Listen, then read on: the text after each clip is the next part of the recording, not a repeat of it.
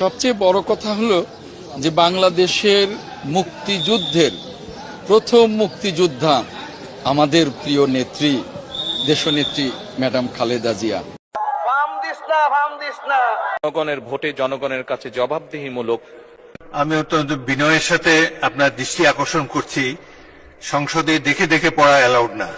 আপনি নোট রাখবেন, একবার তাকিয়ে তারপরে হাউসের দিকে তাকিয়ে বক্তব্য রাখবেন আগামীতে, এটাই আশা করি, এটাই সংসদের রেওয়াজ। ধন্যবাদ। আমার ভুল হয়েছে, ক্ষমা করে দেন। আসসালামু আলাইকুম ওয়া রাহমাতুল্লাহি ওয়া বারাকাতুহু, জান্নাতুল ফিরদাউস। ওয়ালাইকুম আসসালাম ওয়া রাহমাতুল্লাহি ওয়া বারাকাতুহু, জান্নাতুল বাকি। ইমিকে অ্যারেস্ট করা মানে কি? আমাদের সার্বভৌমত্বকে অ্যারেস্ট করা। বলিস কি? ইমিকে অ্যারেস্ট করা মানে আমাদের মানচিত্রকে অ্যারেস্ট করা। ইমিকে অ্যারেস্ট করা মানে আমাদের জাতীয় সঙ্গীতকে অ্যারেস্ট করা। ইমিকে অ্যারেস্ট করা মানে 18 কোটি বাংলাদেশিকে অ্যারেস্ট করা।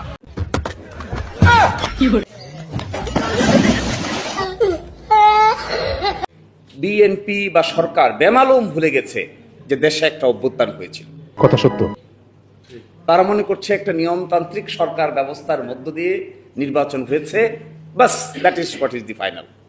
সঠিক বলেছেন। মাননীয় প্রধানমন্ত্রী তারেক রহমান, আপনাকে অনুরোধ করব, যদি আপনি এই লেভেলে রাষ্ট্র চালাইতে থাকেন, এই লেবার সেবা রাষ্ট্র চালাইতে থাকেন, এক পর্যায়ে কিন্তু সেই শেখ হাসিনার মতো আপনাকে এখান থেকে পোটলা পাটলি সহ চলে যেতে হবে। ঠিক বলেছো। শয়তান দেখলে বলতে হয় আউযু বিল্লাহ, আর জামাত দেখলে বলতে হয় নাউযু বিল্লাহ। বোকাচোদা কয় কি? জামাত এবং তামাক এই দুটোই হচ্ছে একই জিনিস। তামাক যেমন স্বাস্থ্যের জন্য ক্ষতিকর, আর এই জামাত হচ্ছে দেশ এবং ইসলামের জন্য ক্ষতিকর। কয় কি? রাশেদ খান তিনি বলেছেন নাসিরউদ্দিন পাটোয়ারিকে জামাত ইউজ করতে। জামাত কোনদিন কাউকে ইউজ করে না। তাহলে রাশেদ যে কথাগুলো বলতেছে, তিনি তো নীতি আদর্শ বিবর্জিত করে, নিজেদের সবকিছু ত্যাগ করে, যে রাষ্ট্রপতির মতো আর একটা দলে চলে গেছে সামান্য ক্ষমতার স্বাদ পাওয়ার জন্য। এই রাষ্ট্রপতির মতো চরিত্র, আওয়ামী লীগের মতো চরিত্র এরা ধারণ করছে। কথা কি ক্লিয়ার না ভেজাল আছে? তারেক রহমান যদি একটা চাঁদাবাজি থেকে মুক্তির একটা কার্ড দিতে পারতেন তাহলে ভালো হতো। কি কষ্ট? মানে সবার কাছে একটা কার্ড থাকবে, ওই কার্ডটা দেখাইলে চাঁদাবাজরা সেখানে যাবে না, বলে যাবে বাবা ওনার কাছে যাওয়া যাবে না, ওনার কাছে সরাসরি প্রধানমন্ত্রীর স্বাক্ষরিত একটা কার্ড আছে। ভাই কার বিরুদ্ধে স্লোগান দেন? হিসাব বোঝো না, দুধু খাও। এই সরকার একটা নির্বাচিত সরকার। আপনি ভাববেন না যে এই সরকার একটা আওয়ামী লীগের মতো রাতের অন্ধকারের ভোটের সরকার, কিন্তু না। এই সরকার কিন্তু কোটি লোকের ভোটে নির্বাচিত সরকার। ইস, মিথ্যা কথা। ইউনূস, আপনি যেই ধরনের ইঞ্জিনিয়ারিং এর সহযোগিতা করেছেন এই ভিন্ন বাংলাদেশ, এটা ইতিহাসে মনে রাখবে।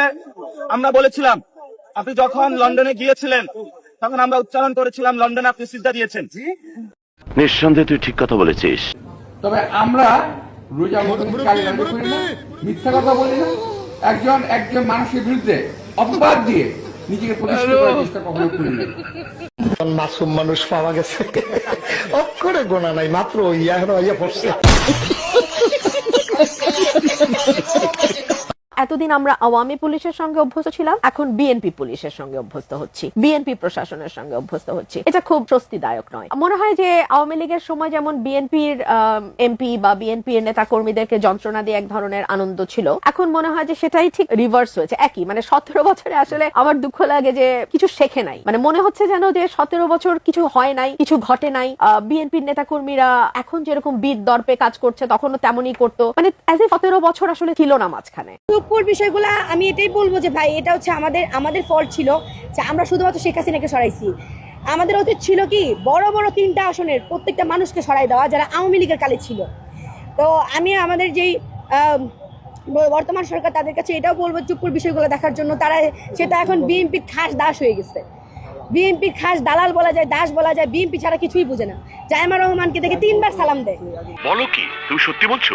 হ্যাঁ। জামাত ইসলামের তো আসলে কোনো রাজনীতি নাই, তাই না? তো সেক্ষেত্রে তাদের একটাই রাজনীতি, যে নির্বাচন আসলে কারচুপিপূর্ণ হয়েছে, প্রতারণা হয়েছে, নানান ধরনের অভিযোগ তারা করছে এবং এই অভিযোগ তারা আগামী 5 বছর করবে। বিএনপি যে কথা বলে সেই কথা বিএনপি রাখে। বিএনপি কখনো প্রতারণা করে রাজনীতি করে না।